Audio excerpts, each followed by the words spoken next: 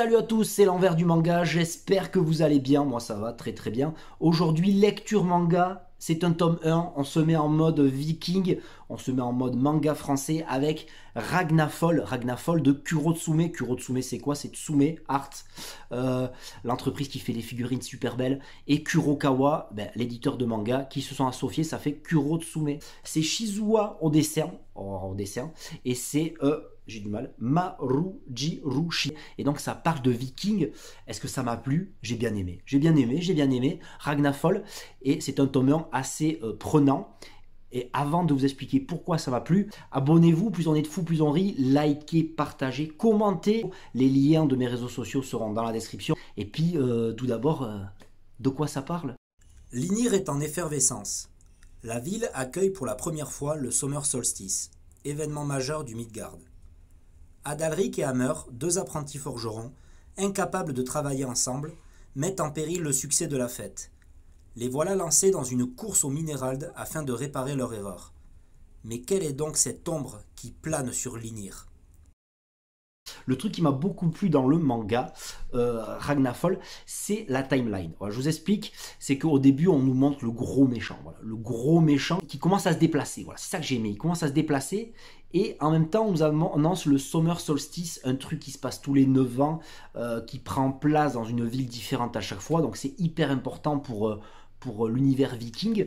Et donc, il y a une espèce de compte à rebours. Voilà, c'est ce que j'ai aimé, l'idée du compte à rebours. Donc, on est un peu dans le classique. Dans les deux héros, on a d'abord Hammer, 19 ans. Voilà, un peu Hammer qui est un peu la brute, qui rigole pas trop. Voilà, il est un peu, voilà, c'est l'apprenti forgeron un peu badass. C'est un peu le gros mulet. Et il y a son pote, voilà, apprenti forgeron également, 17 ans, mais lui qui est un peu, c'est un peu la partie un peu loufoque, un peu drôle du manga. Les deux font la paire, la brute et le drôle. Et donc lui, il s'appelle Adalric. Et donc, lui, il est un peu amoureux de celle qui va être chargée d'être la grosse attraction de ce Summer Solstice, la conception d'un bouclier. Sauf que comme il est tellement débile, les deux font la paire et comme ils sont tellement débiles, ils cassent tout le projet. De par leur bêtise, de par leur opposition, ils vont faire une bourde et casser ce bouclier et être chargés par leur maître forgeron, qui est une grosse baraque bien viking, qui est très bien foutu, il est bien dessiné, de retrouver du Minerald. Voilà, c'est un peu la source magique primaire du monde, et donc il faut trouver un Minerald qui ne se trouve pas dans la grotte d'à côté, donc ils vont partir dans un périple. Donc on est parti avec ces deux personnages, un peu classiques, entre la brute et le drôle, aller chercher ce Minerald un peu rare dans une grotte, et en parallèle on voit ce gros dracard.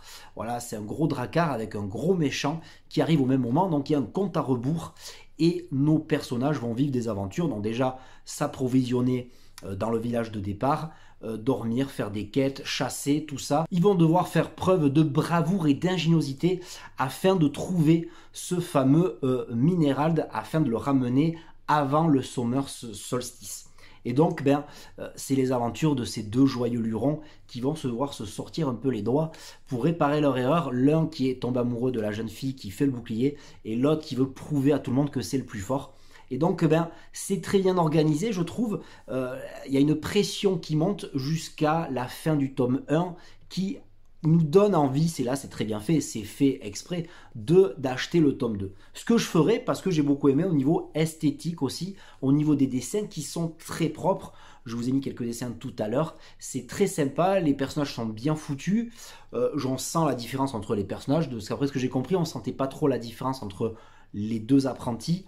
Les hommes sont bien sculptés, les décors sont bien foutus, et on sent que l'auteur est assez fan du monde viking, ça se ressent très bien. Il y a beaucoup d'annexes, les dracars, les jarls, tout ce qui est armes, tout ce qui est faune et flore. Le tome 1 de Ragnafol est parsemé de scènes d'action. Qui dit monde viking dit baston à gros bras, voilà, avec des haches, des marteaux à deux mains, un marteau dans chaque main. Il faut que ça se bastonne dans un manga de viking. Donc un manga français à la sauce viking, de fantasy, porté par deux héros. Il y a de la magie dans un monde viking, avec des dieux, je pense, qui vont arriver dans les tomes prochains.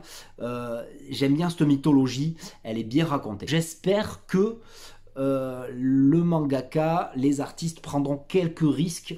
Déjà, il y en a quelques-uns à la fin du tome 1. J'espère que ça ne va pas rentrer dans une destruction directe et une vengeance. Espérons que le monde va s'ouvrir sur d'autres villages, d'autres contrées. C'est très prenant, c'est une lecture agréable. Je vous invite à lire Ragnafall. Voilà, c'est terminé pour cette vidéo. J'espère qu'elle vous aura plu. Dites-moi si vous avez lu Ragnafall, qu'est-ce que vous en pensez? Ouvrons le débat sur, par exemple, les réseaux sociaux. Les liens de mes réseaux sociaux seront dans la description. Ouvrons le débat dans les commentaires. Voilà, est-ce que vous aimez les Vikings? Moi, j'adore ça. N'hésitez pas à vous abonner. Plus on est de fous, plus on rit.